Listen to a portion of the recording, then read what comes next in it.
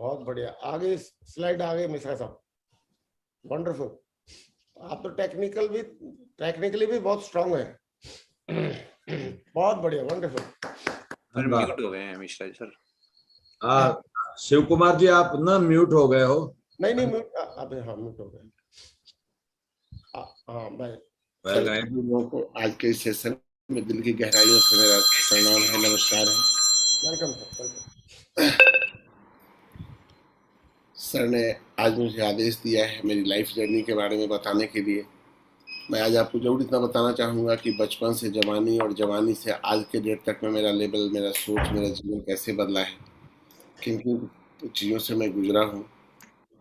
सबसे पहले मैं बताना चाहूँगा जो आज मेरी जो भी ज़िंदगी बदली है उसके लिए सबसे पहले स्पेशली थैंक्स हमारे डायरेक्टर्स लोगों का, जिन लोगों ने अगर आज ये कंपनी नहीं बनाई होती तो ये शिव कुमार मिश्रा आज भी स्टूडियो में फ़ोटो खींच रहा होता।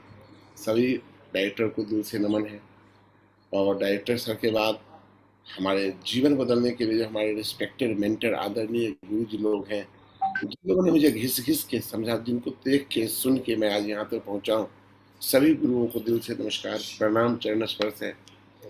इसके अलावा हमारे और भी गुरुदेव हैं, सभी लोगों को मेरा प्रणाम है। आज मैं जो कुछ भी हूँ सब कुछ इन्हीं से सीखा है। आगे की बात करूँ सर, ये मेरा घर है आज के डेट में जहाँ मैं रहता हूँ, मेरा गांव में घर है। मेरा नाम जैसा कि आप जानते हैं शिव कुमार मिश्रा, रहने वाला समस्तीपुर जिले का हूँ, जो बिहार का एक ज़िला है, और उसी के गांव का रहने वाला हूँ। ये मेरे गांव का घर है। मेरा खानदानी काम पूजा पाठ कराना है। मेरे बाबूजी पंडित जी हैं, मेरे दादाजी भी पंडित जी थे, और हम लोग यही काम करना चाहते थे और करते रहते थे। बाबूजी का भी सपना था कि बेटा यही काम करे, लेकिन दोस्त मुझे बचपन से ही पता नहीं क्यों ये काम मुझे कभी पसंद नहीं आया। लेकिन मैं बाबूजी से हमेशा कहता था कि बाबूजी मैं ये काम करके जीवन यापन तो नहीं करूँगा। उसके बाद मेरी पढ़ाई हुई थी, एक हमारे गांव में ही एक स्कूल है, प्राइमरी स्कूल, इसी स्कूल में मेरी पढ़ाई हुई थी। प्राइमरी मिडिल स्कूल पढ़ाई हुई थी मेरी, ये वहाँ गाँव में ही एक स्कूल है, उसमें मिडिल स्कूल की पढ़ाई हुई थी। हाई स्कूल की पढ़ाई हुई थी, गाँव में ही एक स्कूल है, वहाँ हाई स्कूल की पढ़ाई हुई थी। उसके बाद आप लोगों ने नाम सुना होगा, बोकारो स्टील सिटी झारखंड में एक शहर है, उसी शहर में मैं इंटर और ग्रेजुएशन किया था मैंने वहाँ से। उसी के दरमियान मुझे एक्स्ट्रा एक्टिविटी में मुझे एनसीसी में करने का सौभाग्य प्राप्त हुआ, और एनसीसी में मैंने अपना बी सर्टिफिकेट का भी लिया, और सी में पास नहीं कर पाया था, उससे पहले मैं कॉलेज से निकल गया।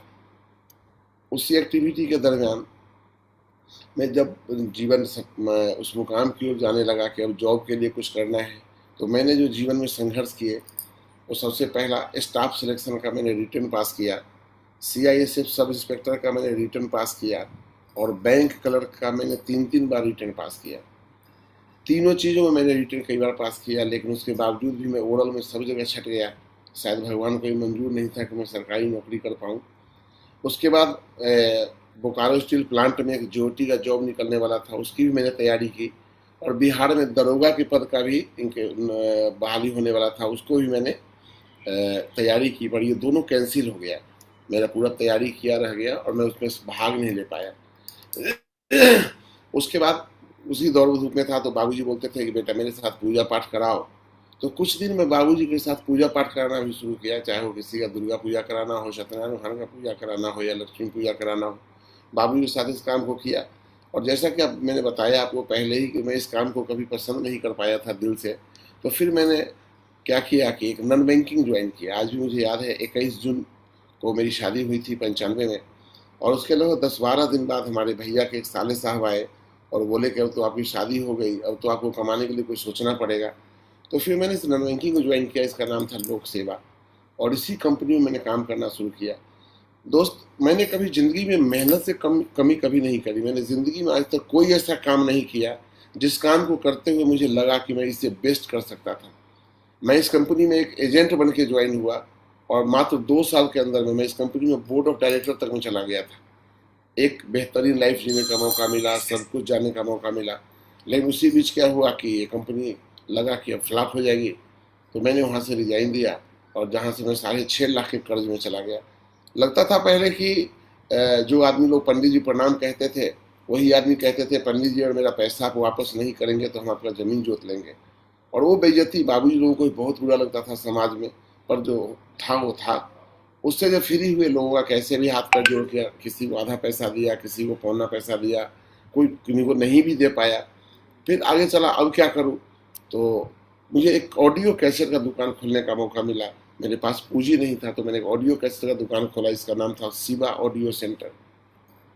इस काम को मैंने लगभग 8 साढ़े 8 महीना किया। इस दुकान को मैंने मात्र 5,000 से शुरू किया था। सॉरी, मैं 5,000 नहीं कह सकता हूँ, 10,000 से कह सकता हूँ। उसी कंपनी में काम करते हुए मेरे पास एक बजाज M80 मोटरसाइकिल थी। उसको मैंने 10,000 में बेचा और 5,000 में ये गुमती खरीदा और 5,000 में कैसेट मशीन बैटरी खरीदा। उसके बाद मैंने इस काम को किया 8 साढ़े 8 हज़ार का। जब 8 साढ़े 8 महीना मैंने इस काम को किया, तो फिर क्या हुआ कि एक आदमी वहीं के थे जिनका पैसा उस कंपनी में बाकी था। वो आए और बोलते हैं, क्या मेरा या तो पैसा वापस करो या दुकान मुझे दे दो। और ऐसा नौबत आया कि मुझे उनको दुकान देना पड़ गया। और दुकान देने के बाद मैं फिर से फुटपाथ पे आ गया, समझ में नहीं आया अब क्या करें। तो किसी ने बताया कि मांगुर मछली पालन करने में बहुत पैसा है, और मैं फिर मांगुर मछली पालन करने में लग गया। इसमें सभी ने बताया कि यहाँ तो लोग 3 साढ़े 3 महीने में छोटा सा मछली 1-1 किलो का हो जाता है, बहुत तेजी में लोग कमाते हैं। ये मैं अपनी ज़िंदगी का एक जुआ खेला, लेकिन दोस्त किस्मत ने यहाँ भी साथ नहीं दिया। लोग कहते थे कि छोटी मछली 3 साढ़े 3 महीने में 1 किलो की हो जाएगी, पर मेरी मछली 7 महीने में भी 250 ग्राम की नहीं हो पाई। और एक दिन क्या हुआ कि अचानक मैं मेरठ गया हुआ था, क्योंकि मुझे उपन्यास पढ़ने का बहुत शौक था और मैं वेद प्रकाश शर्मा जी का फैन था। उनका उपन्यास, उनसे मिलने के लिए मैं चला गया वहाँ मेरठ, और वो मिले नहीं थे, तो मैं उनके चक्कर में 1 सप्ताह और रुक गया। और एक दिन पता चला कि अचानक मेरी सभी मछलियों को एक बीमारी हुई, पेट फूल गया और सारी मछलियाँ एक रात में ख़त्म हो गई। और दोस्त, मैं फिर से फुटपाथ पे आ गया। जो भी पूंजी जहाँ से मैनेज करके लगाना था लगा दिया। उसके बाद समझ में नहीं आया अब क्या करें। तो मुझे वो दिन याद है, पटना बिहार का राजधानी है, उसके बगल में एक जगह है हाजीपुर, उसी के बगल में गांव है जहाँ से मैंने एक ऑटो खरीदा 14,000 रुपया में। और 14,000 में ऑटो खरीद के मुजफ्फरपुर, जो बिहार का एक फेमस जगह है, उस शहर में मैंने ऑटो चलाना शुरू किया, बस स्टैंड से रेलवे स्टेशन तक। लगभग 8 साढ़े 8 महीने ऑटो चलाया। किस्मत को शायद ये भी मंजूर नहीं था। क्या हुआ कि एक ही दिन ऑटो एक्सीडेंट कर गया और एक दिन के लिए मैं गांव आया, मात्र एक रात के लिए। और जब एक रात के बाद मैं कल होकर लौट के गया, तो देखता हूँ कि मेरे घर में चोरी हो गई। मैंने मेरे घर में बैठने का तखत छोड़ के जितना भी सामान था, खाना बनाने का बर्तन, स्टोव तक, वो सब चुरा के ले गए। और अब मैं टूटने लगा था कि जीवन में अब मेरे से कुछ नहीं हो पाएगा, क्योंकि ना तो मेरे पास कोई पूंजी बची थी, ना ही कर्ज लेने का हिम्मत था, ना ही कोई मुझे कर्ज देने वाला था। फिर उसी जीवन में क्या हुआ आगे, ऑटो ड्राइवरी के बाद हम जब से सब नौकरी में नहीं थे दोस्त, हमें बहुत पहले सुलभ शौचालय में काम करने का मौका मिला था, पर मैं इस काम को कभी पसंद नहीं किया था। लेकिन जब मैं सब जगह से टूट गया, तो मैंने 1999 में सुलभ शौचालय को ज्वाइन किया, राजस्थान के भरतपुर जिले में। राजस्थान भरतपुर जिले में मैं इस बिजनेस को किया और मैंने वहाँ पर लगभग 10 से 11 साल सुलभ शौचालय में काम किया। दोस्त, अब सुनने में तो आपको कैसा लगता है मुझे नहीं मालूम, पर आप समझ सकते हैं कि आप जो राइट हैंड में बिल्डिंग देख रहे हैं, एक तरफ सामने लैट्रिनों की लाइन थी, राइट हैंड में लैट्रिनों की लाइन थी, और इधर से मेरा रूम हुआ करता था। उस बदबू में मैं जीता था। 10 साल में जिया हूँ उस बदबू के बीच में, लेकिन कोई रास्ता नहीं दिखता था। तो फिर मैं बीच बीच में मैंने क्या किया, शुरुआत कि सुलभ शौचालय के बाद मैंने एक और काम शुरू कर दिया, चूँकि मुझे फोटोग्राफी करने आती थी। तो मैं एक्सपोजिंग का काम किया। एक्सपोजिंग का मतलब था सर कि किसी स्टूडियो का जो शादी का बुकिंग मिलता था, तो हम उसके यहाँ मजदूरी करते थे, उसकी शादी का हम फोटो खींचते थे, और उससे हमें एक रात में शादी के 3-4 दिन काम करने का 300 रुपया मिलता था। शादी के दिन, लगन के दिन, भातई प्रोग्राम के दिन, और 3-4 दिन काम करने का मेहनताना 300 रुपया, जबकि कैमरा भी मेरा होता था। फिर धीरे धीरे मेरा डिमांड बढ़ा, मेरी फोटोग्राफी के लोग वहाँ फैन बने, तो मैंने ये काम में भी एक बड़ा नाम कमाया। और उस शहर में जब मेरा काम बड़ा हो गया, तो मैंने फिर सोचा कि अब साथ में एक और काम करते हैं, और मैंने एक रिसेंट कंपनी ज्वाइन करी जो ये इंश्योरेंस सेक्टर का काम करती थी। कई कंपनियों का टाइप था, कॉर्पोरेट था, इसमें काम किया, पर मैं यहाँ भी सफल नहीं हुआ, क्योंकि उसमें बजाज इंश्योरेंस का कुछ प्रॉब्लम ज़्यादा आ गया था उस टाइम में, तो हमने इस काम को भी बंद कर दिया। तब तक मैं भगवान की कृपा से जीवन में फोटोग्राफी में बड़ा नाम हो गया था उस शहर में। तो मैंने अपना स्टूडियो खोला, जो राजस्थान के भरतपुर जिले में मिश्रा स्टूडियो प्रोपराइटर बिहारी बाबू के नाम से खोला। इस बिजनेस को मैंने करना शुरू किया और यहाँ से मेरा नाम अच्छा हुआ, पैसा भी थोड़ा बहुत कमाना शुरू किया। थोड़ा बहुत इसलिए कहूँगा कि दोस्त मुझे कभी बिजनेस करने नहीं आया। बहुत लोगों को देखता हूँ कि बिजनेस करते हैं तो रेट बढ़ा के ज़्यादा बोलते हैं, कस्टमर को कम कर देते हैं, पर मैं हमेशा फिक्स रेट का काम किया। जिस फिक्स रेट का काम करने के चक्कर में मुझे कभी काम अच्छा मिलता नहीं था। हाँ, जो पार्टी मुझसे काम करवाती थी वो हमको छोड़ के नहीं जाती थी, लेकिन रेट सुन के वो चली जाती थी।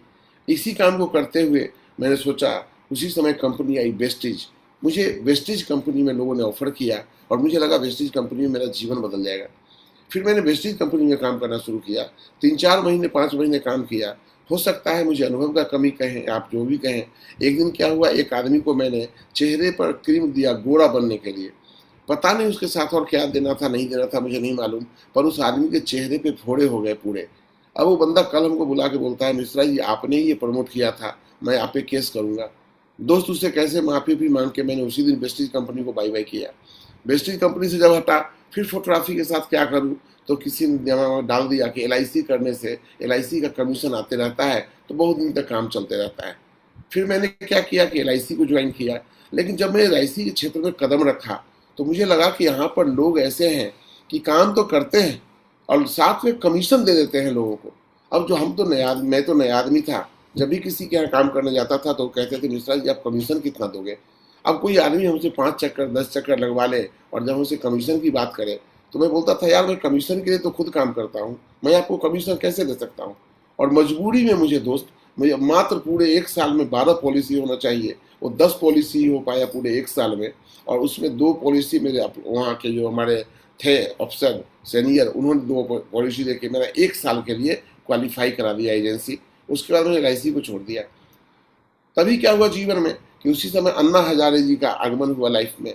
हम दोस्त आज तक कॉलेज लाइफ में भी, जिंदगी में मैंने कभी भी किसी पार्टी को ज्वाइन नहीं किया। मैं कभी किसी नेता का फॉलोअर नहीं बना, मैं किसी पॉलिटिक्स पार्टी का फॉलोअर नहीं बना। लेकिन पता नहीं अन्ना हजारे जी का जब अनशन हुआ, उस अनशन से पता नहीं इमोशनली टैग हो गया। अपना दुकान बंद कर करके मैं उनके पीछे दौड़ता था।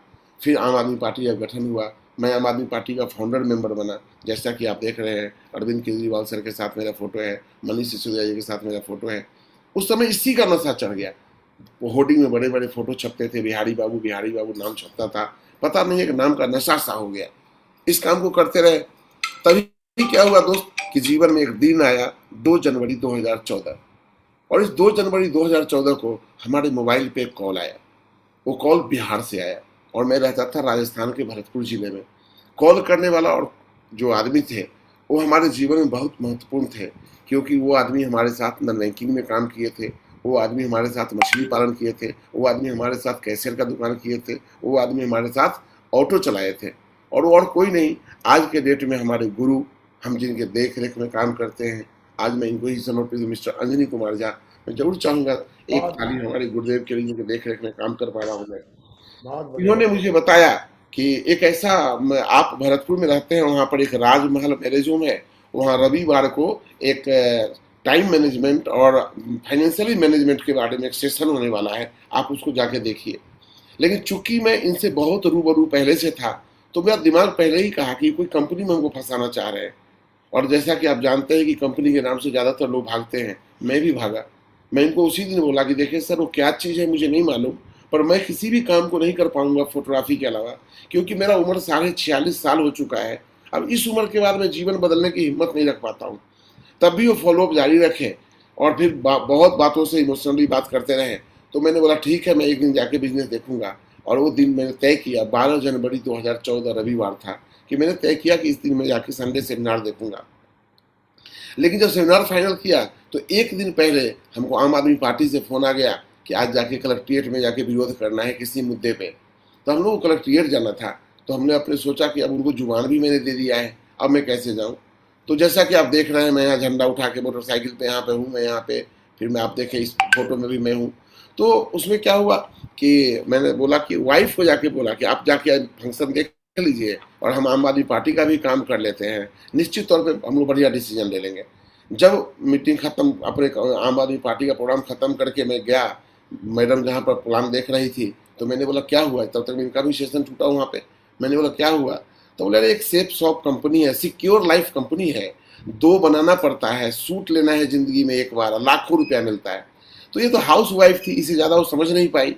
लेकिन जो ही उन्होंने कहा कि दो बनाने वाला बिजनेस है, तभी मैंने डिसीजन किया कि दो बनाने वाला बिजनेस तो मुझे नहीं करना है। क्योंकि मैं दो बनाने वाले कंपनियों के कितनों के बारे में लोगों से सुना था कि दो लोग बनाते हैं, दो लोग बनाते हैं, दो वाला चलता नहीं है, ऐसा होता है वैसा होता है। मैं तुरंत मोबाइल निकाला और उनको फोन लगाया कि सर, आपने जो मीटिंग के बारे में बोला, एक कंपनी में काम हमसे नहीं हो पाएगा, हमसे दो नहीं बन पाएंगे। तो उन्होंने मुझे बोला कि आपने इस मीटिंग को देखा तो मैं सर जल्दी झूठ नहीं बोलता हूँ, एक मेरी आदत है, मैं 99.9% झूठ नहीं बोलता हूँ लाइफ में जल्दी। तो मैंने बोला नहीं सर, मैंने तो नहीं देखा है, मेरी वाइफ ने देखा है।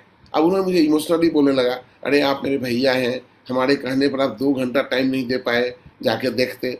और फिर उन्होंने अपने दूसरे भाई को ये काम दे दिया जो उनसे नीचे थे, मिस्टर अजीत कुमार झा सर। और अब अजीत कुमार झा सर रोज फॉलो अप करने लगे कि आप एक बार प्लान देख तो लीजिए, एक बार प्लान देख तो लीजिए। और वो दिन आया 26 जब जिस दिन मैंने इस प्लान को देखा, वो दिन था 26 जनवरी 2014। इस दिन मैं सेमिनार देखने गया, उस हॉल में मात्र 20-25 लोग थे और मैं राजस्थान में भरतपुर में इस प्लान को देखा। दोस्त, पता नहीं इस प्लान को देखते हुए 4-5 बातें मेरे दिमाग में ऐसे घुसी जैसे ब्रांडेड सामान लेना है।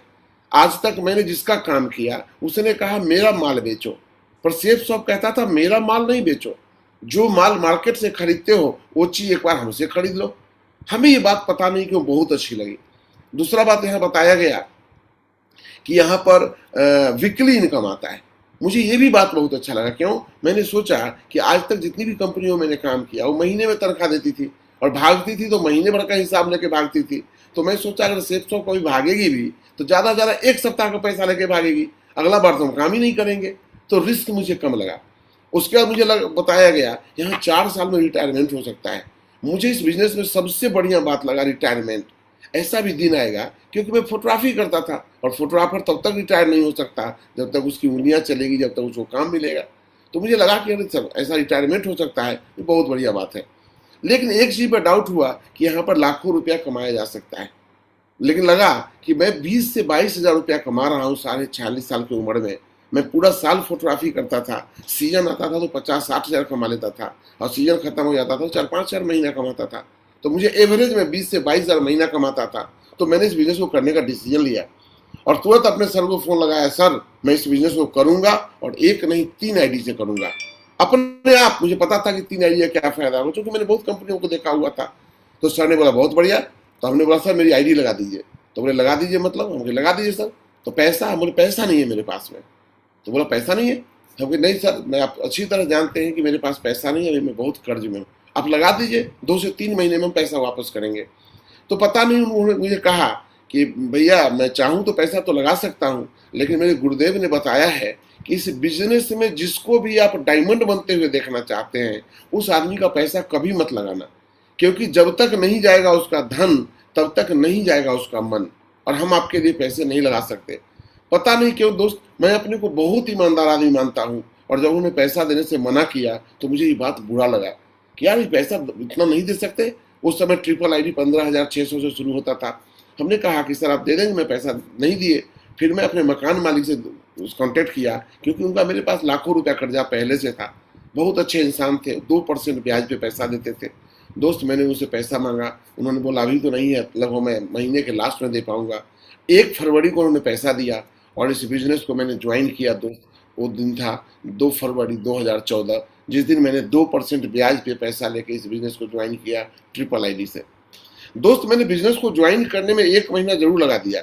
2 जनवरी को कॉल आया था और 2 फरवरी को मैंने ज्वाइन किया। नेट 1 महीना। लेकिन दोस्त जिस दिन से मैंने बिजनेस को ज्वाइन किया है, शायद आपको यकीन हो या ना हो, मैं आज के डेट में भी सेफ शॉप का एक भी एक्टिविटी आज तक नहीं छोड़ा। रिजल्ट कुछ भी आए मैं तो पागल हो गया और काम करता चला गया। काम करने के दरमियान में क्या हुआ कि 7 मार्च को हमारे गुरुदेव राकेश सर का डायमंडशिप था और हमारे अपलाइन ने बोला कि आपको डायमंडशिप देखने आगरा चलना है, जिसका 550 रुपया टिकट लगेगा। हम बोले अभी तो 1 भी रुपया कमाया नहीं है और फिर अब 550 के लिए बोल रहे, अभी तो ब्याज पे पैसा लगाया है। तो बोले कि आप नहीं जाओ तो कोई बात नहीं है, लेकिन एक बात याद रखिएगा कि अगर आप डायमंडशिप देखने नहीं जाएंगे ना तो आप डायमंड नहीं बन पाएंगे।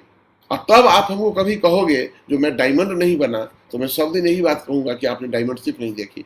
तो दोस्त मुझे लगा कि इतना पैसा कर्जा पे लगा दिया और 550 रुपए के लिए डायमंडशिप छूट जाए मेरा, तो मैंने फिर पैसे का इंतजाम किया, दोस्तों से उधार मांगा और मैं आगरा के सूर्य सदन ऑडिटोरियम में गया देखने 7 मार्च 2010 को राकेश सर का डायमंडशिप। जब मुझे वह पता चला कि सर की उम्र तो आज 21 साल 8 महीने है और आज सर डायमंड बन रहे हैं, पता नहीं सर वो दिन मेरी जिंदगी में एक पूरा बदलाव लेके आ गया। मैं सोच रहा था कि आज अगर इसी हॉल में भगवान आ जाएं और मेरे बाबूजी से भी पूछें कि पंडित श्रीनारायण मिश्रा जी आपको ये बेटा अगले जन्म में चाहिए क्या, और महागुरु सत्येंद्र प्रसाद सर से भी पूछे कि राकेश सर बेटा अगले जन्म में चाहिए क्या, मुझे लगता है निश्चित तौर पे महागुरु सत्येंद्र सर कहते ऐसा बेटा जन्म जन्म चाहिए। लेकिन शायद मेरे बाबूजी नहीं कहते कि एक बेटा जिसका उम्र 46.5 साल हो गया और वो 13 लाख रुपए कर्ज में है, ऐसा बेटा लेके क्या करेंगे जो मेरा बुढ़ापा भी नहीं कर पाएगा।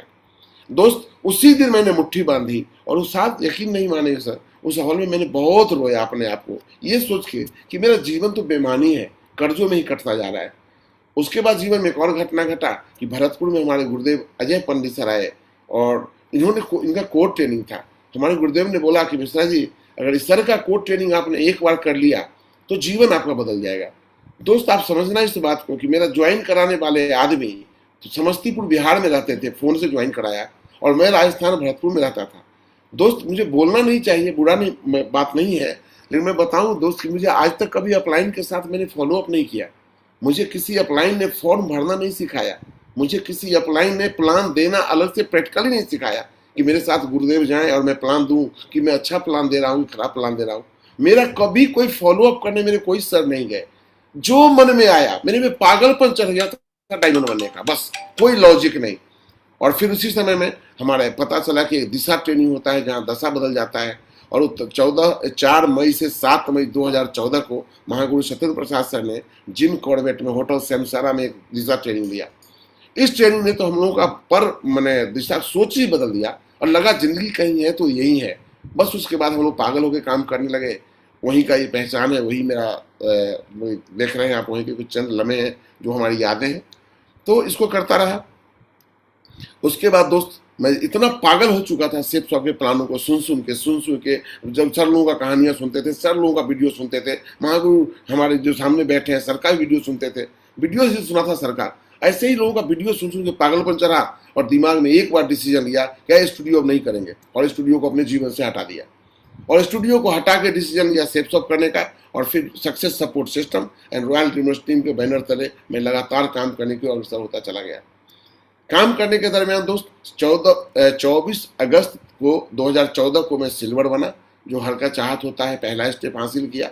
उसके बाद मैं 24 अप्रैल 2015 को मैं गोल्ड बना। उसके बाद मैं 18 अक्टूबर 2015 को मैं पर्ल बना। उसके बाद मेरे जीवन से सेफ सॉफ्ट गायब हो गया। गायब किस मायने में हुआ, क्योंकि एक वीडियो आ गया मार्केट में, छत्तीसगढ़ वाला इंसिडेंट, जहां 7 डायरेक्टर गिरफ्तार का वीडियो मार्केट में आ गया। दोस्त पूरा राजस्थान में बिजनेस लोगों ने करना बंद कर दिया, लोग स्टेज पे जाना बंद कर दिए, डर लगता था सबको कहीं पुलिस ना आ जाए। हम भी बिजनेस को छोड़ने का प्लान बना रहे थे, लेकिन आज समझ में आता है कि जब कोई गुरु के देख रेख में रहता है तो क्या हो सकता है। मेरे गुरुदेव ने कहा कि मिश्रा जी जब तक A3/24 जनकपुरी नई दिल्ली में ताला नहीं लगे तब तक आप इस बिजनेस को मत छोड़ो, आप करो, कोई नहीं जानता है जीवन कब बदलेगा। और दोस्त उतनी परेशानियों के बाद भी मैं काम करने का शुरुआत किया। जरा सोचिए कि मैं भरतपुर में काम नहीं कर पाता था, और हमारे गुरु के अलावे जितने भी सर लोग थे वो कभी पूछते थे आपका काम कैसा चला है राजस्थान में, हम झूठ उनको बोलते थे बहुत बढ़िया चलता है, क्योंकि हो सकता है मैं उनको बता देता कि राजस्थान में सेफ सॉफ्ट बंद हो गया है तो शायद बिहार में भी टीम खत्म हो जाती। अब सोचो कि मेरे पास कोई अपलाइन नहीं है, लेकिन इतना मैच्योरिटी केवल दिमाग में था कि निगेटिव बात नहीं फैलाना चाहिए। और उतने दर्द को झेल के जब बिजनेस को धीरे धीरे ट्रैक पे लाया तो एक दिन क्या हुआ, मेरी जिंदगी, मेरा पूरा टीम खत्म हो गया। गुरुदेव, टीम कैसे खत्म हो गया कि मेरे टीम में केवल सरकारी आदमी ज़्यादा ज्वाइन थे, और आप जानते हैं कि राजस्थान में 5 साल बीजेपी और 5 साल कांग्रेस का सरकार बनता है, तो बस गहलोत जी की सरकार बदली और वसुंधरा जी की सरकार आई, सारे सरकारी लोगों का ट्रांसफर हो गया, मेरा पूरा टीम का ही ट्रांसफर हो गया सर, जो काम करने वाले लोग थे, और मैं फुटपाथ पे आ गया। अब दिक्कत था सर, मैं रात में रोता था सर कि अब तो दुकान भी मैं बंद कर चुका हूँ, इस उम्र में तो मैं कहीं का नहीं रहूंगा। और सच बताता हूँ गुरुदेव कि अगर मैं आज डायमंड नहीं होता तो हम लोगों को शायद सुसाइड करने का नौबत आ जाता। लेकिन मैंने जिंदगी में हमेशा कहा ना कि आदमी आसान काम ढूंढता है, मरने से ज्यादा आसान लगा डायमंड बनना। और मैं फिर संघर्ष करने की ठाना और मुझे पता चला तो मैंने सोचा कि अब राजस्थान में रहकर जो काम कर रहा हूँ तो क्यों नहीं बिहार जाके काम करूँ। और फिर मैंने एक मुट्ठी बांधी, डिसीजन लिया और मुजफ्फरपुर शहर में आके बिजनेस को करने की शुरुआत किया। मुजफ्फरपुर में बिजनेस को करने की शुरुआत की, आज भी वो दिन याद है। आप देख सकते हैं मेरा यही औकात था कि मेरे पास कोई ऐसा जगह नहीं था। मैं कोड ट्रेनिंग करता था लोगों को चटाई पे बैठा के, टीम को बोलता 200 रुपया ठीक कर दो तो कोई लेता ही नहीं। अपने घर में सबको चाय पिलाता था, वही लोग चाय बनाते थे और चटाई पे बैठ बैठ के सर हमारा पहला गुरुकुल वहीं पे चला था जहाँ सब लोगों को ट्रेनिंग देना शुरू किया। उसके बाद काम होता चला गया सर। फिर लोगों ने वहां जाके समझ में आया कि हर एक अपलाइन के देख रेख में काम नहीं करना चाहिए, कोई एक गुरु चुनना चाहिए। तो जो बिहार में हमारे गुरु अवेलेबल थे उसमें से मैं दिमाग दौड़ाया मैं किनको गुरु बनाऊं। और लास्ट में मेरे समझ में आया कि मुझे अंजनी कुमार झा सर मेरे लिए बढ़िया रहेंगे और मैंने अंजनी कुमार झा सर को अपना गुरु चुना और आज तक उन्हीं के देख रेख में हूँ। वो कहेंगे दिन है तो दिन है और रात है तो रात है। दोस्त, उनको गुरु चुनने के बाद फिर मेरा जीवन धीरे धीरे रफ्तार में आया। 17 अक्टूबर 2016 को मैं टोपाज बना, उसके बाद मैं एमरल्ड बना 18 नवंबर 2017, उसके बाद मैं रूबी बना 26 फरवरी 2018, उसके बाद जैसा सबका ड्रीम होता है डायमंड बनने का 26 सितंबर 2018 को सर डायमंड बना। आप सबका आशीर्वाद जिंदगी में मिला। उसके बाद सर डबल डायमंड में बना, जिस सप्ताह में मेरा वो पूरा हुआ वो था 2 नवंबर 2019 डबल डायमंड बना था। उसके बाद में 30 जुलाई 2020 को ट्रिपल डायमंड बना था और ऐसे ही आगे बढ़ता चला गया। मैं कुछ अचीवमेंट की बात करूंगा। मुझे पता है कि इस पैनल पे अभी बहुत बड़े बड़े लोग बैठे हैं जिनके पास बहुत अचीवमेंट है, लेकिन दोस्त दो बात याद रखिएगा कि ये अचीवमेंट मैं अपना बता रहा हूँ।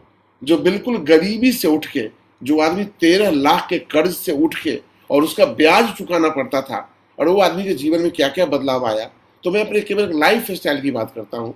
सर कभी हमारे बिहार में, झारखंड में देवघर है, भोले बाबा का नगरी बजनाधाम, वहाँ का गर्दन में काला वाला बद्दी पहनता था। एक वो जीवन की शुरुआत थी और आज गुरुओं के आशीर्वाद से जीवन में वो दिन आया कि आज सोने का चैन भी पहनता हूँ। आपके लिए सोना का चैन कितना मायने रखता है मुझे नहीं मालूम सर, पर मैंने जब ये 3.25 तोले का सोने का चैन खरीदा मुझे लगा था कि मैं राजा बन गया। उसके बाद जीवन में हर आदमी का शौक होता है कपड़ा पहनने का। मेरे पास आज गुरुओं के आशीर्वाद से कपड़ों का लाइन लगा है। मैं दिखा इसलिए रहा हूँ कि मैं बहुत लोगों को देखता हूँ स्टेज पर झूठ भी बोल लेते हैं, पर मैं सब चीज प्रूफ के साथ आपको दिखा रहा हूँ कि मेरे पास है, मैं उस लाइफ को जीता हूँ। इसके अलावा भी और कपड़े हैं जिसका फोटो लगा नहीं पाया हूँ। उसके बाद सपना था ये चप्पल पहन के मैं जीवन जीता था सर। सेफ शॉप से पहले मेरी यही औकात थी कि मैं कभी चमड़े का जूता नहीं खरीद पाता था, क्योंकि चमड़ा का जूता खरीदूंगा तो पैर धोने के लिए हवाई चप्पल भी खरीदना पड़ेगा। तो बस वाटर प्रूफ चप्पल खरीदता था या फिर कोई खरीदा तो यही चप्पल मेरी औकात थी। सब मुझे जूते का बहुत शौक था सर। बस आप लोगों का आशीर्वाद है, आज ये शिव कुमार मिश्रा जो जूता पहनता है सर, तो जूता का मैंने लाइन लगा रखा है। मेरा मन मैं कौन सा जूता कब पहनूंगा। आज मेरे पास 20,000 तक का जूता है, मैं हर रेंज का जूता पहनता हूँ। उसके बाद सर चाहत था मेरा जीवन में, कहना कि जिंदगी में गरीबी में सपने बहुत देखे थे, तो मैं पैसा जब आया ना तो सपने पूरे करने लगा सर। ये ससुर जी का दिया हुआ 2000 का घड़ी था गुरुदेव महागुरु, और इसी को पहन के मैंने 22 साल जीवन काटा है।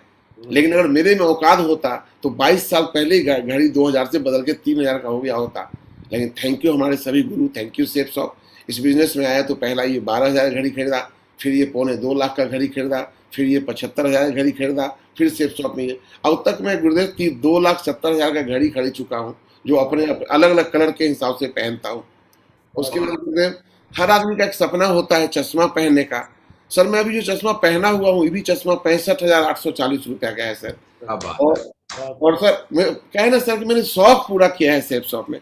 अभी ये सारे गूगल्स मेरे पास 46,000 तक का तो गूगल्स है सर, जिस गूगल्स को मैं पावर वाला शीशा लगवाया हुआ हूँ उसमें।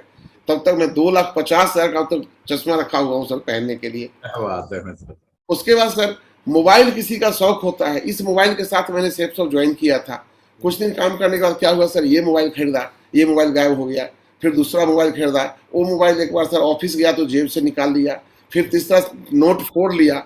एक बार दरभंगा से ट्रेनिंग दे के आ रहा था, बात कर रहा था 11:15 बजे रात में चौराहे पे, हाथ से मोबाइल छीन के भाग गया। फिर अगला मोबाइल खरीदा। उसके बाद ये 10X में आया आईफोन का, ये लिया डायमंड बनने के बाद। एक दिन गया फ्लाइट पकड़ने दिल्ली में, ये ओला में ही छूट गया, फिर ये भी मोबाइल गया। उसका बीच में मोबाइल और अपडेट आने वाला था एप्पल का, तो 3 महीने के लिए फिर दूसरा मोबाइल खरीदा 30,000 का। उसके बाद फिर 11 प्रो मैक्स खरीदा। आज के डेट में 11 प्रो मैक्स चलाता हूँ, जिसका ब्लूटूथ भी 25,000 वाला है, और ब्लूटूथ 25,000 वाला भी खो गया सर, दोबारा फिर से खरीदा हूँ। अब तक 4,94,100 रुपये का तो मोबाइल खरीद चुका हूँ सर। क्या बात है, ग्रेट। सर लैपटॉप, मेरा फोटोग्राफी करता था तो मेरे पास कंप्यूटर तो हुआ करते थे, लेकिन लैपटॉप नहीं खरीदा था। इस बिजनेस में अपने और अपने बच्चों के लिए ये लैपटॉप खरीदा। सबसे पहले फर्स्ट डेल का खरीदा, उसके बाद सर एप्पल का मैकबुक खरीदा, उसके बाद सर इससे भी महंगा अपने बच्चे के लिए उसी रेंज में ये लैपटॉप खरीदा, और अभी बेटा के लिए फिर 1,20,000 का ये लैपटॉप खरीदा। 4 लैपटॉप खरीदा। बस ये लगता है सेफ शॉप से पहले सर यही बाइक चलाया करता था, होंडा साइन, और इसी पे जीवन गुजार रहा था। लगता था बुढ़ापा इसी पे कट जाएगा, लेकिन महागुरु आप जैसे लोगों का आशीर्वाद जीवन में मिलता चला गया।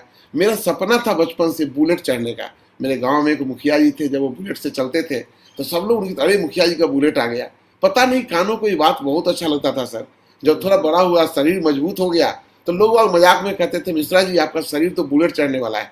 सर मैं जोश में चला जाता था बुलेट का दाम पूछने, और जब भी बुलेट का दाम ज्यादा बताता था और उससे बड़ी बात उसका एवरेज कम बताता था, तो मेरा सपना खत्म हो जाता था सर। और आज सर इस बिजनेस में आया, वो भी सपना पूरा किया, और 2 लाख का थंडरबर्ड बुलेट, 1,63,000 का बुलेट खरीदा, और इसमें लगभग 35-40 हजार रुपया एक्स्ट्रा लगा के सर मैंने अपनी गाड़ी को ऐसा बनाया कि मुजफ्फरपुर में अपना बाइक लेके चलता था ना, हर आदमी पलट के मेरे बाइक को एक बार देखता था। इसके बाद सर ड्रीम बनाया कि मुझे फोर्ड इकोस्पोर्ट गाड़ी चाहिए। सर ब्लू है, आज आपके आशीर्वाद से दोनों ब्लू कलर का ही गाड़ी है। मेरा ब्लू कलर फेवरेट कलर है, बुलेट भी ब्लू है, फोर्ड इकोस्पोर्ट भी ब्लू कलर का है सर। आज इससे चलता हूँ सर। उसके बाद सर अभी खरीदने के बाद, चूंकि मैं अभी बताऊं सर, मैं कम से कम 25 से 28 लाख रुपया तो इस 7 साल में मैंने ब्याज चुकाया है सर। मुझे गरीबी में ब्याज, मुझे पैसा बना के मकान खरीदने का मौका नहीं मिला गुरुदेव बड़ा। फिर मैंने एक आपका आशीर्वाद मिला, और मुझे रांची में एक प्लॉट बहुत पसंद का मिला सर। तो ये 3.5 डिसमिल जो लगभग 4300 स्क्वायर फीट के आसपास है सर गुरुदेव महागुरु जी, ये प्लॉट लिया है रांची में, और एक बहुत ही ऐसे जगह पर है जो आने वाले समय में वहाँ रह के हमें बहुत गर्व होगा। इसको खरीदा। इसको लेने के बाद गुरुदेव कुछ बातें आपको बताता हूँ सर। लोग कहते हैं कि लोग जवानी में बहुत सुंदर लगते हैं, और ये मेरा जवानी का फोटो है सर, और हमारी वाइफ भी का यंग एज का ही फोटो है। लेकिन मुझे लगता है ना सर कि उम्र कोई भी हो और लोग कुपोषण का शिकार हो जाए ना, खाने पीने की कमी हो जाए ना, तो वो शरीर कभी भी खत्म हो सकता है। एक जीवन ये जी रहा था सर, और आज जीवन बदलने लगा। बदलने की बात करूं सर, तो जब भी ये शिव कुमार मिश्रा जो कभी ऐसा जीवन जीता था, बस आप लोगों के परम आशीर्वाद के कारण आज ये शिव कुमार मिश्रा बुढ़ापा में ऐसा लगता है सर। क्या बात है, ग्रेट ग्रेट। उसके बाद सर बताऊं, जो वाइफ ऐसी लगती थी जवानी में, आज वो वाइफ बुढ़ापे में ऐसी लगती है सर। अरे वाह, क्या बात है, सेलिब्रिटी एकदम। What a change. अभी ये सर मेरा पूरा जवानी का कह सकते हैं, जब मैं 30, 35, 40, 45 साल का था, सोच सकते हैं सर कि मेरा सबसे बढ़िया कपड़ा था। हरिद्वार गया था तो ये कपड़ा पहन के गया था सर। स्टूडियो में फोटो खिंचाने गया था तो ये फोटो खिंचाने गया था। ये मेरी औकात थी सर। लेकिन आप लोगों के परम आशीर्वाद के कारण गुरुदेव, हम दोनों तो वही हैं, पर आज थोड़ा फोटो बदल गया है सर। इसके लिए हम लोग हमेशा आपके आभारी रहेंगे सर। पत्नी वही है, थोड़ा सा सर बदल गए हैं, वो सब आप लोगों के परम आशीर्वाद के कारण हो पाया है सर। एक बात बताऊं सर, सेफ शॉप से पहले देखते हैं सर, मेरे एक अंगुली में अष्टधातु का अंगूठी है, और एक अंगुली में लोहे का घोड़े का नाल का अंगूठी है सर, लोहा वाला। लोग कहते थे कि घोड़े का नाल का अंगूठी पहनने से जीवन बदल जाता है सर। 25 साल की उम्र से 46 साल तक पहना, आज तक जीवन नहीं बदला। थैंक यू सेफ शॉप, आज जीवन बदला है सर। और अभी आज वही हाथ तो वही है, पर हाथों में अंगूठियां बदल गई है सर। सर अभी 21 जून को मेरा मैरिज एनिवर्सरी था, उसमें अभी कल मेरा, उस दिन तो नहीं ले पाया था, कल ही गुरुदेव आप लोगों के आशीर्वाद से मैं 2,10,000 का ब्रेसलेट खरीदा हूँ, और वाइफ को तीसरा मंगलसूत्र 75,000 का दिया हूँ सर। उसके बाद सर यही बताना चाहूंगा, यही फोटो कभी हुआ करता था। आज गुरुदेव आप महागुरु आपके आशीर्वाद से शरीर बदल गया, सब कुछ बदल गया सर। आज वही आदमी बुढ़ापे में ऐसा लगता है सर। अरे वाह, वेरी गुड। उसके बाद सर बिफोर सेफ शॉप परिवार के साथ ऐसा फोटो खिंचाते थे, और आज वही परिवार है, उसके साथ जब फोटो खिंचाते हैं तो ऐसे लगते हैं। बहुत उसी परिवार के साथ जब फोटो खिंचाते हैं तो ऐसे लगते हैं। ये सब आपके परम आशीर्वाद के कारण हो पाया है गुरुदेव। उसके बाद अचीवमेंट की बात करूं सर, तो जो आदमी हमेशा जनरल बोगी ट्रेन में चला करता था, और जनरल बोगी ट्रेन में चलने वाले लोग जानते हैं कि गलती से भी बाथरूम के पास खड़ा होने का मौका मिल गया तो कितनी बदबुओं से आप सामना करते सफर करते हैं। आज वो शिव कुमार मिश्रा जहां जहां 5 स्टार होटल को मेंटेन किया हूं, उस शहर का नाम स्लाइड जब बनाया था, वो भी मैंने लिखा था। और आज आप लोगों के आशीर्वाद से सर, मैं आप हंसेंगे सर कि ये बात पैनल पे बोलना चाहिए या नहीं, मैं पिछले 3.25 साल से मैं ट्रेन नहीं चला हूं सर। मैं जब भी चलता हूँ फ्लाइट में ट्रेन नहीं पकड़ता हूँ सर। एक दिन मुझे बर्धमान जाने के लिए ट्रेन पकड़ना पड़ा तो फर्स्ट एसी में गया। बाद बाकी गुरुदेव आप लोगों ने वहां पहुंचा दिया कि मेरे हर सपने पूरे हो रहे हैं गुरुदेव। सर शादी से पहले सपना देखा था कि हनीमून मनाने नेपाल जाऊंगा, लेकिन सर शादी में पैसा ही नहीं मिला, बेरोजगार था, दहेज भी नहीं मिला और वो सपने भी अधूरे रह गए। आज तक मैं नेपाल नहीं गया हूँ सर, पर आपके परम आशीर्वाद के कारण सर मैं अब तक 10 देश जा चुका हूँ और 5 देश अभी भी पाइपलाइन में है, स्विट्जरलैंड, पेरिस, ये लंदन, इटली और नॉर्वे। ये 10 देश मैं यहाँ से घूम चुका हूँ सर, सब आपके परम आशीर्वाद के कारण हो पाया है महागुरुदेव। उसके बाद बताऊं गुरु जी कि अब मुझे ऐसा लगता है कि बिना सपने के बिना कोई काम नहीं करता है। तो जो पहला सपना था उसके तो काम किया, अब मेरा नेक्स्ट सपना है एक डुप्लेक्स घर बनाना सर, और BMW X5 जिसका कीमत 1,05,00,000 रुपया है सर, ये नेक्स्ट मेरा गोल है, जिसको आपके परम आशीर्वाद से जल्दी उसको भी पूरा करेंगे गुरुदेव। उसके बाद सर अब बात आती है कि जो अचीवमेंट, अब तक तो मैंने वो अचीवमेंट दिखाए जो हमारे मन को अच्छे लगे, अब मैं एक अचीवमेंट दिखाना चाहता हूँ जो मेरे दिल को अच्छा लगता है। और अचीवमेंट है सर, मेरे नेटवर्क में एक आदमी ज्वाइन हुए, अशोक साहे जी, और जब ये ज्वाइन हुए तो हमसे 2-3 साल बड़े थे और बड़ा सम्मान करते थे सर हमारा। 1 साल इन्होंने सेप्सॉप दबा के किया, मन से किया। 80-85 का नेटवर्क इनका हुआ सर। इनको पता चला कि इनके किडनी में कैंसर हो गया, एक किडनी में। ये किडनी का इलाज कराने आए, पता चला इनको किडनी निकलवाना पड़ा और इस काम में वो 7-8 महीना व्यस्त रहे।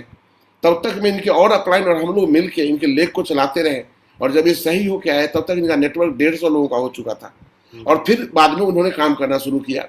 फिर 2-4-5 महीने उन्होंने काम किया गुरुदेव। उसके बाद क्या हुआ कि इनको पता चला कि इनके शरीर में 7 जगह कैंसर है, और उसके बाद ये मुंबई चले गए इलाज कराने के लिए 2018 अक्टूबर फर्स्ट वीक में। और 10 महीना इलाज कराने के बाद 1 अगस्त 2019 को सुबह में इनकी मौत हो गई गुरुदेव। और ये जब गए थे इलाज कराने तो इनका नेटवर्क 280-85 लोगों का था। महागुरु जी आपके परम आशीर्वाद से ये टोपाज बन चुके हैं, टोपाज बनने वाले हैं गुरुदेव। इनके मरने के बाद इनकी बीवी, उसको भी 20 दिन बाद पता चला कि उनको भी कैंसर हो गया, और 20 दिसंबर 2019 को ये भी एक्सपायर कर गई। आज इनका इस दुनिया में केवल एक बेटा है मात्र सर। और आज सेप्सॉप के कारण हम लोग सुनते थे कि मरने के बाद पैसा आता है, लेकिन महागुरु जी आपके परम आशीर्वाद के कारण उनके बेटा को कोरोना काल में जो उनका चेक बना था, मैं पिछले बार का चेक दिखा रहा हूँ, वो भी चेक था सर, टोटल वो चेक था सर 51,011 रुपये का। मुझे लगता है ये मेरा अचीवमेंट रियल है कि एक आदमी कहीं कहीं भी होगा उसके जीवन में हम लोग काम आ रहे हैं गुरु जी। और आगे बात करूं तो मैं ये कहना चाहूंगा कि आखिर मैंने इसको पाने के लिए किया क्या। तो मैंने गुरुदेव इसके लिए क्या किया कि मैं attend and promote all activities of success support system. Sunday का सेमिनार हो, फ्राइडे का ट्रेनिंग हो, ग्रुप मीटिंग हो, लीडर्स मीटिंग हो, कोर ट्रेनिंग हो, सक्सेस प्रिव्यू सेमिनार हो, दिशा हो, बिजनेस बिल्डिंग सेमिनार हो, ये टारगेट हो, डायमंडशिप हो, टूल्स हो, जो भी चीज मिला उसको मैं प्रमोट करता चला गया।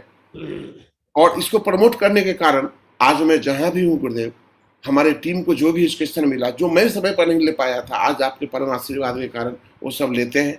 और आपके आशीर्वाद से गुरुदेव बहुत अच्छा काम चल रहा है। हाँ, एक काम मैंने कभी नहीं किया गुरुदेव, बहुत लोगों को देखता हूँ कि वो दूसरी कंपनी का प्लान सुनने में बहुत इंटरेस्ट रखते हैं। जब भी उनको कोई कंपनी वाला प्लान देता है तो कहते हैं इस प्लान को भी सुनते हैं, कोई बात नहीं है, करेंगे नहीं लेकिन एक बार प्लान देख लेते हैं। पर गुरुदेव मेरा ऐसा मानना है कि कान में अगर एक बार विचार चला जाता है ना, तो मेरा मानना है गुरुदेव कि मुंह में गया हुआ जहर से इंसान मरे न मरे, कान में गए जहर से इंसान मरता जरूर है। अगर कभी भी दिमाग में एक बात बैठ गया कि सेप्सॉप से भी अच्छा कोई कंपनी आ गया तो फिर दिमाग एक बार तो झुकेगा सर, और जिंदगी फिर से शुरू हो जाएगी सर। आप यकीन नहीं मानेंगे, इस बिजनेस से पहले मुझे सेप्सॉप को छोड़ के कितने मौके से आया जहां जीवन को दूसरे ट्रैक पे ला सकता था। सर एक कंपनी आ गई थी बल्ब वाली जो 200 रुपए में 3 बल्ब बेचती थी, उसमें मेरे टीम के कुछ लोग टूट के चल गए और बोले गुरुदेव कहाँ 10,000 में पड़े हैं, 200 रुपया का बल्ब में खूब कमाई है। सर मैं वो कंपनी को ज्वाइन नहीं किया। फिर बाद में पता चला कि हमारा एक आदमी ये बिटकॉइन में चला गया, हमारे बहुत लोगों को तोड़ के चला गया। बोलता था गुरुदेव आप कहाँ फंस गए हैं, हमारे साथ आइए देखिए मैंने कितना पैसा बढ़ता है। फिर मेरा संजोग मैंने उसको भी ज्वाइन नहीं किया। फिर फ्यूचर मेकर आया गुरुदेव, फ्यूचर मेकर में मेरे टीम से 200-300 लोग टूट के चले गए, लेकिन मैं फिर टिका रहा। उसके बाद फिर RMCL कंपनी में मेरे कुछ लोग टूट के गए, फिर भी मैं कहीं नहीं गया गुरुदेव। फिर बाइक बोट आया, उसमें भी लोगों का ऑफर आया, पर गुरुदेव मैंने कभी किसी का प्लान नहीं सुना। और शायद मेरी सफलता का कोई एक चीज है तो सर यही कि मैंने किसी का प्लान सुना नहीं, वरना शायद मैं भी कहीं गलत कन्विंस हो जाता गुरुदेव। उसके बाद बताऊं गुरु जी कि मैंने और क्या किया, तो मैं उस और क्या किया मैं बताऊं कि सर मैंने इसको कोई लोग बुरा नहीं मानिएगा, इसको ऐसा नहीं समझिएगा कि मेरा अहंग बोलता है। सर मुझे इस जीवन पूरे साढ़े 7 साल में आज तक मुझे कभी काउंसलिंग कराने की जरूरत नहीं हुई। आज तक मेरा काउंसलिंग नहीं हुआ सर, क्योंकि मैं कभी आज तक निगेटिव ही नहीं हुआ, आज तक निगेटिव नहीं हुआ। मरूंगा तो काम करते मरूंगा। और जैसा कि गुरुओं के सामने चाहत रखा है कि यूनिवर्सल क्राउन एम्बेसडर तो बनने की चाहत है सर, बड़ा तो काम करेंगे। तो मैं एक बात बताऊं सर, बहुत लोगों को देखता हूं कि तुरंत रूठते हैं तुरंत मनाते हैं, चेक बनता है तो खुश हो जाते हैं, चेक कम होता है तो सिस्टम और अपलाइन की बुराई करने लगते हैं। मुझे लगता है कि रूठने मनाने का ये बिजनेस नहीं है, ये तो बिजनेस कमिटेड लोगों का है।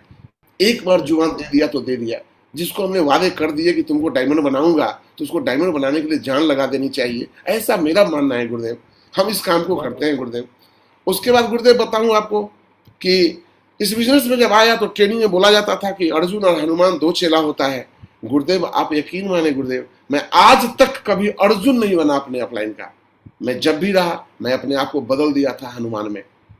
मुझे पता था, आप ही लोग बताते थे कि हनुमान का विकास ज्यादा होता है। गुरुदेव आज जहां भी हूँ हनुमान बनने के कारण हूँ। इस पैनल पे जो भी हमारे मित्र बैठे होंगे जरूर कहूंगा कि दोस्त अर्जुन जब तक आप रहेंगे तब तक सफलता आपसे कोसों दूर रहेगी। जिस दिन आप सचमुच का हनुमान बन जाएंगे ना, आपकी तरक्की को कोई नहीं रोक सकता है। आप लोग कितने जन्म का पुण्य लेके दुनिया में आए हो कि महागुरु सर का डायरेक्ट आशीर्वाद आपको मिलता है। जन्म जन्म के बाद भी आप इसको नहीं चुका पाएंगे और तब भी आप बड़ा नहीं कर पाएंगे। तो मेरे दोस्त बोलने में तो बुरा लगता है, पर ये आपके अच्छे संकेत तो नहीं है। एक काम मैं और किया सर, मैं अपने लोग कहते थे कि सर मेरे टीम को कन्विंस करके रखो। मैं जीवन भर अपने बीवी को कन्विंस करके रखा सर, क्योंकि लगता था कि अगर मेरा फैमिली मेरे सपोर्ट में नहीं रहेगा तो फिर बिजनेस से कभी भी कुछ करने का नौबत आ जाएगा। मैं फंक्शन में जाता था, साथ में वाइफ को भी ले जाता था, क्योंकि मैं पागल बन रहा हूं और मान लीजिए मैं ज्यादा एक्साइटमेंट में आ जाऊं, ये उसको नहीं देखेगी, कल कहेगी जो रुपया कम आ रहा है, घर में दिक्कत आ गया, भाड़ में गया सेठ साहब, आप तो ही काम करिए, स्टूडियो खोलिए फिर से। तो सर मेरा सपना कभी टूट जाता। तो मैं एक दिमाग लगा के रखा था कि मैं पगला बनूं तो ये भी पगली बने, इसको भी पता चलना चाहिए डायमंड बनेगी तो इसके भी सपना में क्या क्या बदलाव होगा।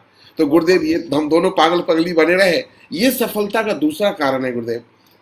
उसके बाद मैं लोगों से दो चार बात अपनी तरफ से कहना चाहूंगा। मैं इतना काबिल तो नहीं बना हूं कि आपको राय दे सकूं, लेकिन हाँ कुछ बातें जो मुझे पसंद आई इस बिजनेस में।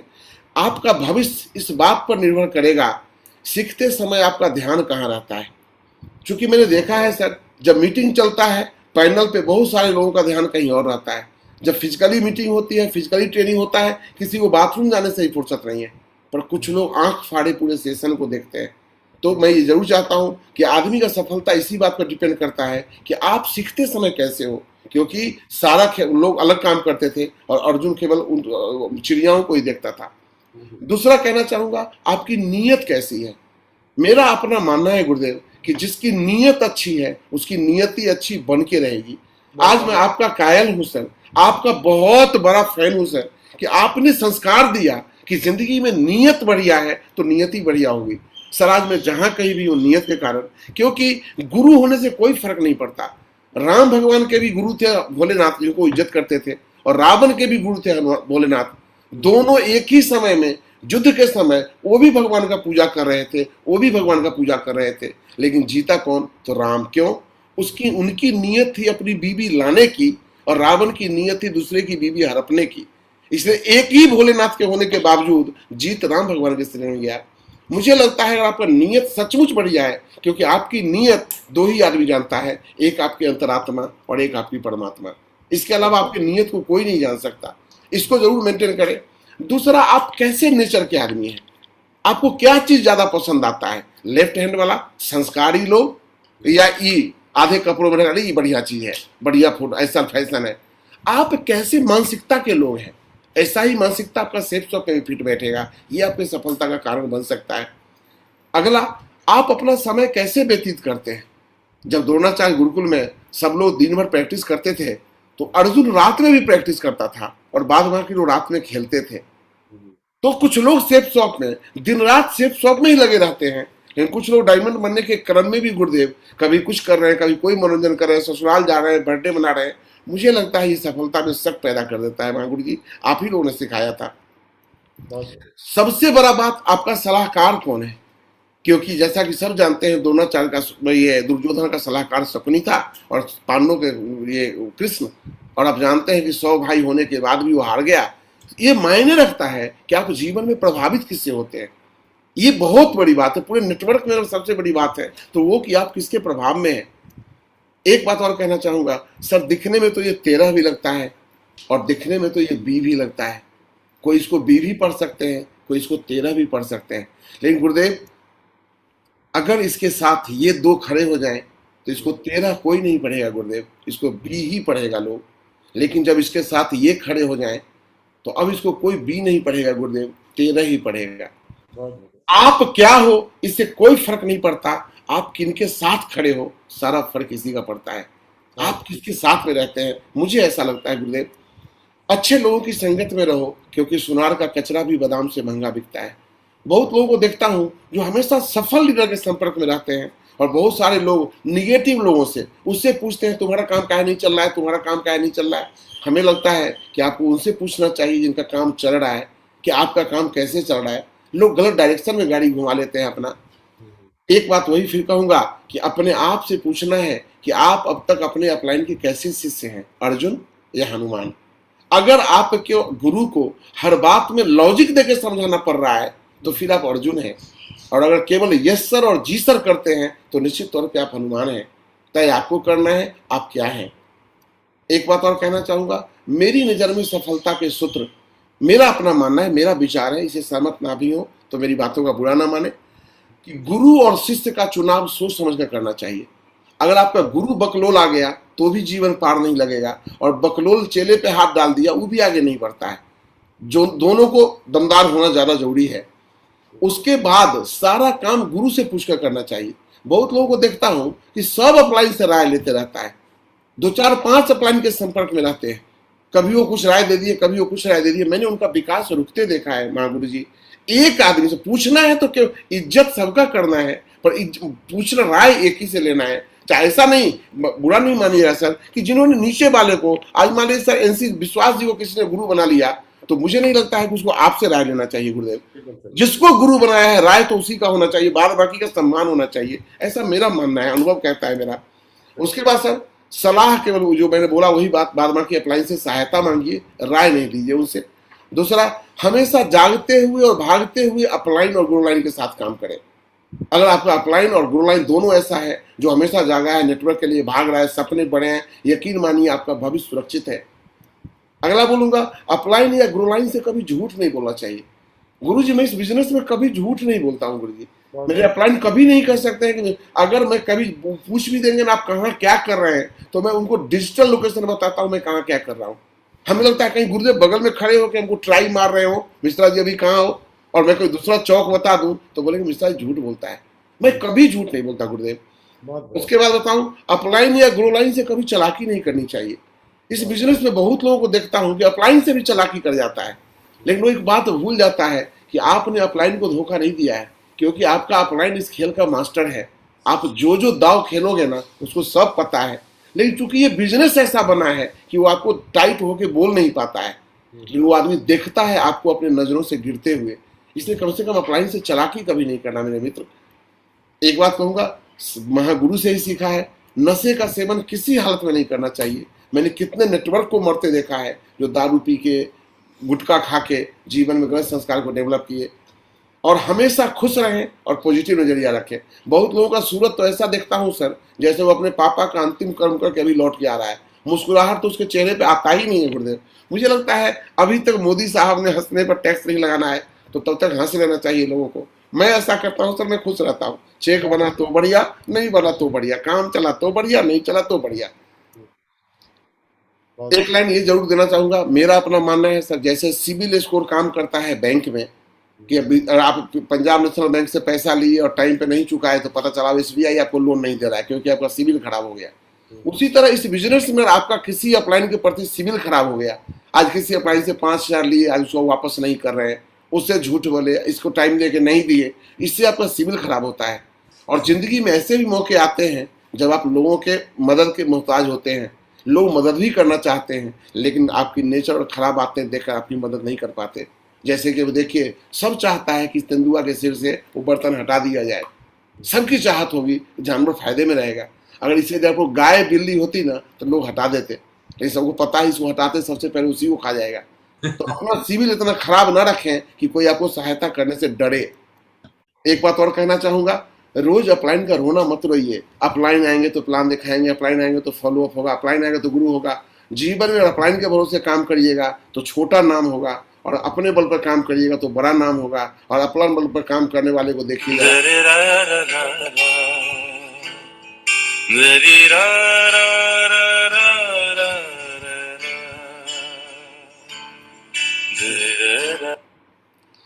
आज इस बैल को कहना नहीं है कोई पालो उठाएगा कंधा पे डालेगा तो ये चलेगा, ये खुद उठाता है।